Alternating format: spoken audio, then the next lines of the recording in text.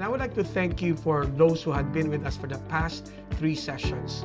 This is the 4th session of our 5 series in preparing us for the next level of our greatness amidst the challenges and adversity that we are facing. Last Sunday morning, a significant part of our country was heavily devastated by a local typhoon named Typhoon Rolly, and it has a global name, Super Typhoon Goni. At the onslaught of the typhoon, you feel the danger and you just want to weather the storm. You just want the storm to be over. But the morning after the storm is the greatest test of strength of character. The aftermath of a storm ushers us into the extent of the damages that must be faced and confronted. So loss of lives, loss of properties, and the fear and the feel of danger inside our hearts. And the morning after, there was an initial estimated agricultural sector damage due to Typhoon Rolly pegged at 1.1 billion. Just one night and one day of typhoon, and it's 1.1 billion. And so we have to understand that the aftermath, when you say aftermath, it refers to the consequence of a significant unpleasant event or adversity. So, and I got reminded by a statement that was given by a Japanese writer by the name of Haruki Murakami. And he said, and once the storm is over, you won't remember how you made it through, how you managed to survive. You won't even be sure whether the storm is really over. But one thing is certain, when you come out of the storm, you won't be the same person who walked in. That's what the storm's is all about. It's not about how devastating the storm. It is about how strong we can get to rise above and get through the storm. Just like what Haruki Murakami said, when you come out of the storm, you won't be the same person who walked in. That's what the storm is all about. So either we come out as victors or losers in life's adversities, or you will take this as a platform for greatness and declare that this adversity must pay. Once again, I would like to welcome you to our study series named Making Adversity Pay. And there's a focal point of turning our adversity into great opportunities. And I have discussed 2 opportunities so far. We have talked about the opportunity for growth, and we made a declaration that in the midst of our adversity, we will grow. I will grow. The second opportunity is the opportunity for resilience. And resilience is a God-given ability to bounce back, to continue to fight and be at your best despite obstacles or adversity that befall you. And we made a declaration, a resolution when we studied about resilience, that in the midst of adversity, we will bounce back. And today, I would like to discuss to you the third opportunity amidst adversity, and that is the opportunity to stand for our integrity. Now, browse through mission, vision, or value statements that corporations post on their websites. And you'll notice that almost every company includes a statement about integrity. And if you Google the following examples, you'll find that many companies use these stock phrases. Phrases like, we combine integrity with excellence. We act with integrity in all we do. We hold honesty and integrity as our guiding principles. We are proud of the integrity, sincerity, and transparency our employees demonstrate every day. As an HR executive and training consultant, I always discuss vision, mission, and corporate values to a lot of people. Morally upright statements, right? But have you ever wondered why they are needed in the first place? After all, integrity should be the basic building block for doing business and life. Nobody wants to get involved with a company that lies, cheats, and tricks its customers. Nor do people want to work for a company or a manager that is dishonest with and disrespectful of his employees. In other words, integrity should be a given without the need to trumpet its existence. As one senior executive said to me, Integrity is a threshold characteristic for our people. If they don't have it, they are not here. So we have to understand that integrity must be a given point. Now, referring to the pandemic that we are going through right now all across the globe, COVID-19 virus spreads briskly and extensively and has become a pandemic affecting many lives and economies across the globe. Integrity must be also that evident and that extensive within our sphere of influence, starting with us and affecting other people. Which leads us to the question, what do people see in us? What do people see in you? What is integrity in a practical sense? Integrity is a high standard of living based on a personal code of morality that doesn't succumb to the whim of the moment or the dictates of the majority. We do not care whether it's popular, whether other people are accepting our ideas or our convictions, but we stand on what we believe is right and true. Integrity comes from the word integer. A person of integrity is whole. Their lives are put together. People with integrity have nothing to hide, nothing to lose, nothing to fear. As Solomon wrote, the one who lives with integrity lives securely. In Proverbs 10, verse 9, the one who lives with integrity lives securely. There's only one way that we can live with peace, that we can live with such confidence, and that is when we live with integrity. Now, let me give you a story, a good story at Goodyear Company. After Goodyear Tire lost money in 1990, which was the first time in 60 years, the board persuaded Stan Galt, a Goodyear director and former CEO of Rubbermaid, to come out of retirement and replace Goodyear CEO. When Galt arrived, he began to unplug lights and unscrew light bulbs in the former CEO's large office to reduce cost. He ate in the company's cafeteria with the rest of the employees and got rid of executive parking space. The word spread like wildfire among Goodyear employees that Galt believed thrift is a virtue. When Galt then asked all Goodyear employees to help reduce the company's bloated cost, they already know their leader was walking the talk. Goodyear employees responded to Galt's integrity and plea to reduce costs. As a result, the company paid down its debt and invested in new research and development. Soon thereafter, Goodyear launched the newly developed Aquathread tire.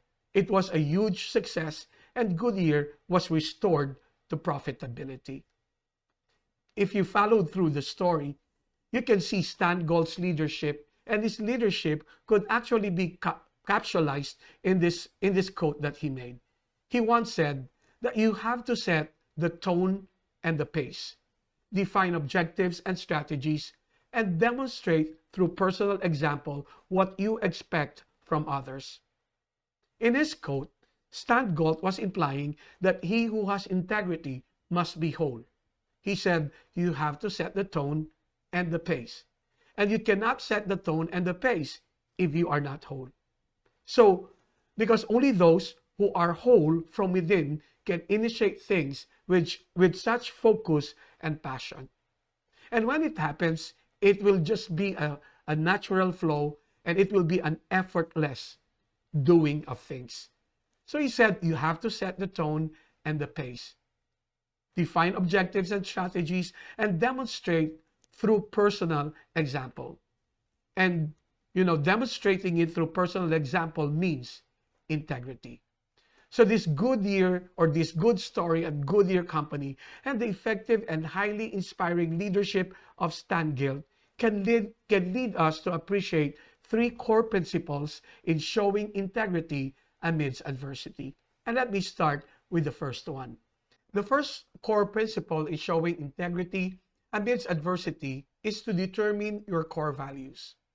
These are values that don't change over time, values that you won't compromise regardless of the circumstances. And these values did not really grow overnight. It grew throughout time. And therefore, the moment you have these values, this won't leave you. So these are values that you will never, ever compromise. Secondly, communicate your values. If this is true to you, then you have to share it. So once you have shared your values and beliefs with others, they will hold you accountable to that standard of conduct. We create our standard, and people will measure us up to the standard that we committed we will do. And thirdly, we have to live according to our values. This is where our talk becomes our walk. It may be easy to talk about God and what we believe, but harder to put that into practice consistently day after day. We may actually champion and talk about excellence, but we have to prove it through our walk. When you have determined what you value the most, then you live your life with great conviction. You live your life with such regard to what is true, what is noble, what is right, what is admirable, and what empowers others. So this kind of integrity can be birthed amidst adversity. And I got reminded by a quote by Arthur Golden. And he said, adversity is like a strong wind. I don't mean just that it holds us back from places we might otherwise go.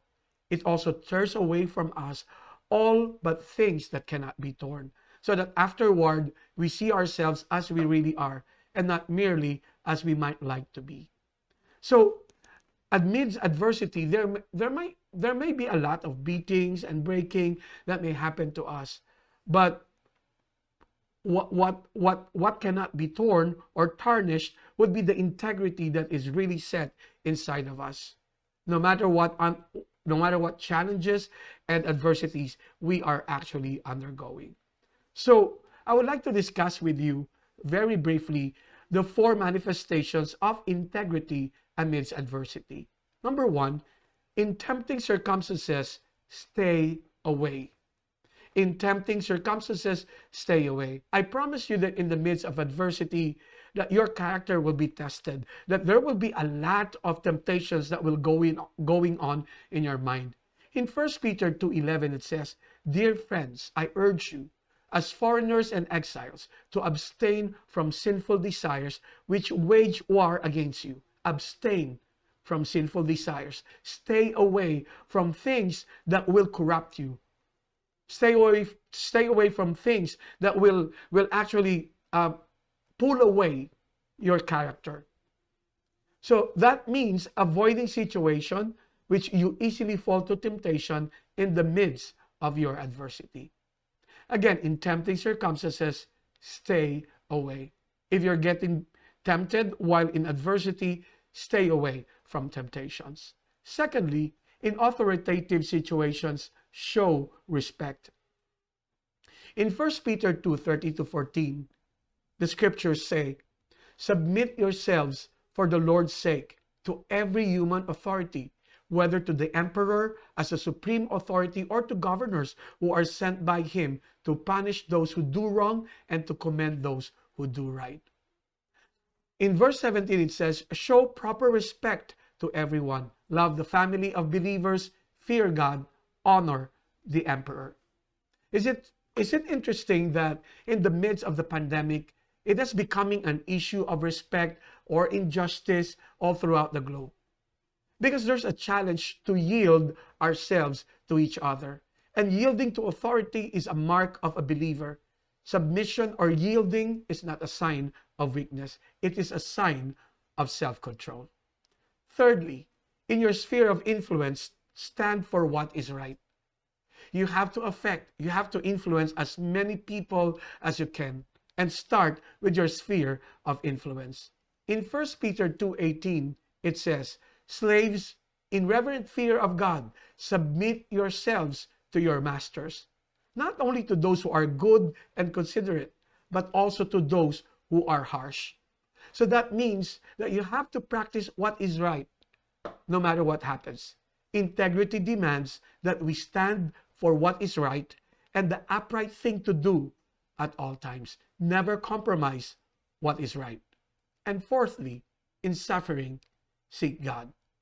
In 1 Peter 2:19, it says, "For it is commendable if someone bears up under the pain of unjust suffering because they are conscious of God." If we bear up the pain of suffering, it is commendable if we are seeking God with all of our heart, mind, soul, and strength. And nothing reveals one's character quicker than problems and pain, challenges and adversities that we are facing. That's one of the reasons why God allows adversities and challenges to come along our way. When we go through suffering, it really reveals who we really are. So let me conclude by giving you the 4 manifestations of integrity once again. 1, in tempting circumstances, stay away. In the midst of adversity, if you're getting tempted, to give up, to be proud, to have pity party, stay away from those temptations. 2, in authoritative situations, show respect. Always show respect. May you are the leader or may you are the subordinate. Always show respect. Thirdly, in your sphere of influence, stand for what is right. And fourthly, in suffering, seek God. I hope and I pray that I had brought some enlightenment and empowerment in your life for you to realize that an opportunity to stand for our integrity is an opportunity that we have to seize. As I end, I would like us to have a resolution today. A resolution that we will not be affected by our adversity, that we will not be defeated and overcome by our adversity. And we will say, this adversity must pay. And we resolve, in the midst of adversity, I will stay faithful on who I really am. And I would like to close with a quote from C.S. Lewis. And he said, "Hardships often prepare ordinary people for an extraordinary destiny." Once again, he said, "Hardships often prepare ordinary people for an extraordinary destiny." So embrace the adversity that we have by actually taking this adversity or changing them or challenging this adversity to become an opportunity. This is Sunday Taniegra reminding you that you are a day closer to your destiny. God bless you.